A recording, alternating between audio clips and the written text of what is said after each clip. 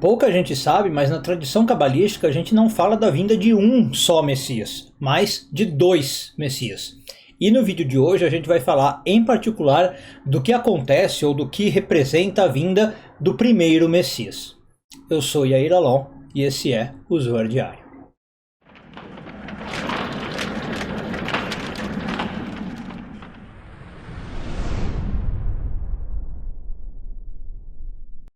Pessoal, antes de começar o vídeo, convite especial, em especial para quem está na região de Curitiba. Mas não só, porque o evento vai ser transmitido online também, tá? A gente vai ter um workshop, podemos chamar assim, um evento presencial e online em Curitiba, dia 24 e 25 de junho, tá? Então quem puder participar ali presencial, mais legal, quem não puder, fique online. Por que eu digo um workshop? Dia 24 e dia 25, o dia todo. A gente vai ter uma palestra, né, um workshop sobre a literatura de Halot de dois pontos de vista.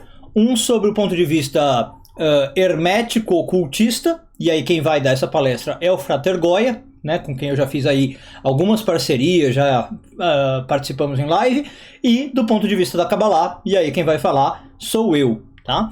Então, quero convidar vocês a participar. Vou deixar mais informações num vídeo convite, link aqui na descrição, caso você tenha interesse em participar. Dia 24 e 25 de junho, repito, das 10 às 18.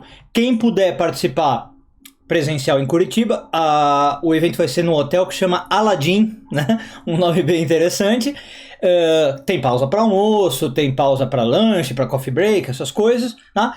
E para quem quiser o online, não precisa ser necessariamente presencial, vai ficar gravado, tá? Então também dá para participar nessa modalidade, não precisa se preocupar se você não conseguir ver ao vivo, tá bom?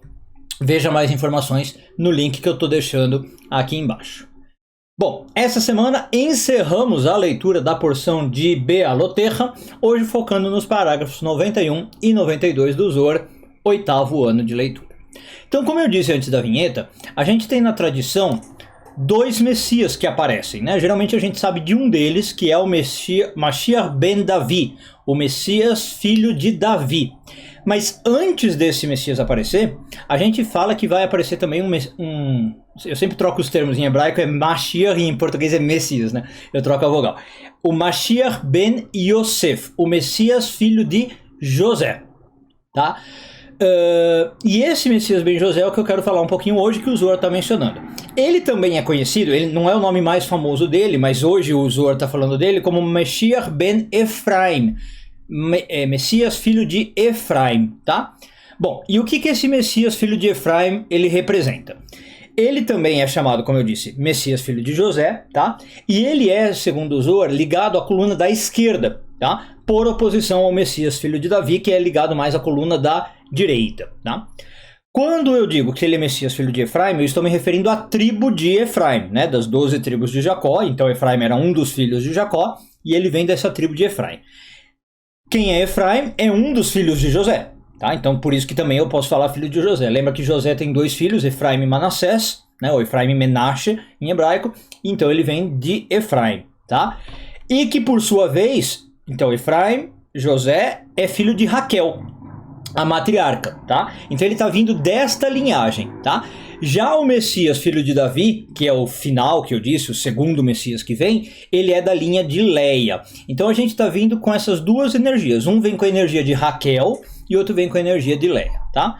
O Messias de Davi, ele é considerado final porque é ele que vai fazer todas as profecias que a gente conhece típicas do Messias, né? Vai reconstruir Jerusalém, inclusive com o templo sagrado, vai trazer a paz mundial, né?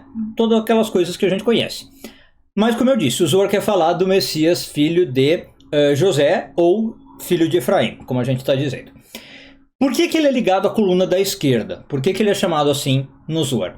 Porque ele vem fazer, digamos, o trabalho árduo, que é preparar o terreno para o filho de Davi, tá?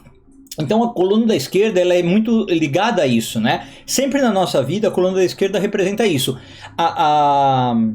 o esforço necessário para eu conseguir algo. Então muitas vezes, inclusive, a coluna da esquerda, dependendo da linha de Kabbalah que você segue, ela é meio que demonizada, vamos por assim, né? Ela é entendida como uma coluna de muita negatividade. E ela tem essa representação, porque ela é uma coluna de julgamento, de Gevurot, é de onde origina o mal, tá? Mas ela não quer dizer também que eu preciso eliminá-la da minha vida. E aqui, por exemplo, é uma prova do que a gente está falando. Tá? Ela tem aspectos bons, né? O aspecto positivo da coluna da esquerda é esse. Eu tenho que ter Gevurah na minha vida porque é ela que me dá garra, por exemplo. É ela que me dá força de ação, é ela que me dá ímpeto, né? É ela que me dá capacidade de realizar coisas na vida. Então, como eu dizia, eu preciso dela, por exemplo, na questão coletiva humana de redenção, para que eu prepare terreno para que venha o Messias, filho de Davi. Né? Se eu não tenho o Messias, filho de José, vindo primeiro e preparando o terreno, o Messias, filho de Davi, ele não é bem sucedido na sua missão. Então, o Messias, filho de José, ele é ligado à esquerda porque ele tem a garra necessária para empreender as lutas que o Messias, filho de Davi, não vai fazer. Percebe? Ele vem e compra briga com quem precisa comprar briga, ele elimina quem precisa eliminar, sejam povos, sejam políticos tiranos, seja maldades do mundo, tá? Gevurah também é ligado a isso. Né? E caso isso não seja feito, o Messias, filho de Davi, viria e ele tem uma doçura, digamos assim, né? O Messias, filho de Davi é da coluna da direita, que ele morreria. Né? Ele não tem a dureza e a resistência para resistir a essas coisas. Né? Se ele viesse e os políticos tiranos estivessem aí, a maldade estivesse aí, ele morreria. Ele não conseguiria cumprir a sua missão. Então percebe por que o Messias, filho de José, precisa vir primeiro? Realmente para preparar o terreno. Tá? Agora, a tradição diz que o Messias, filho de José, então, ele não é, digamos, o Messias real. Ele é um tipo de Messias, né? Mas ele não é o que se mantém. Ele precisa morrer, tá? Ele vem, prepara o terreno, morre, tá? E aí vem o Messias, filho de Davi. Ok? Por isso que ele está ligado, né? Não vou aqui entrar em detalhes, com o aspecto de Raquel, que é a matriarca, digamos, sofredora da história, né? Das 4 matriarcas que a gente tem, Raquel é sempre aquela matriarca sofredora, chorosa, né? Ele tem esse aspecto de luto, ligado a ele. Ele não resiste, né, na história. Então ele faz tudo o que precisa, se sacrifica para que venha o Messias, filho de Davi. Então, no aspecto que a gente pega, agora saindo do coletivo, para a nossa vida, o que o Zohar está dizendo? Que a gente precisa achar essa Gevurah, essa coluna da esquerda, esse Messias, filho de José, para nós, né? Aonde que está essa nossa força quando eu preciso de alguma redenção, de alguma liberdade, né? Você tem preparado o seu terreno para que venha o Messias, filho de Davi? Ou você tem tentado chamar logo o Messias, filho de Davi e as coisas não vão dar certo, né? Como eu falei, o processo vai morrer.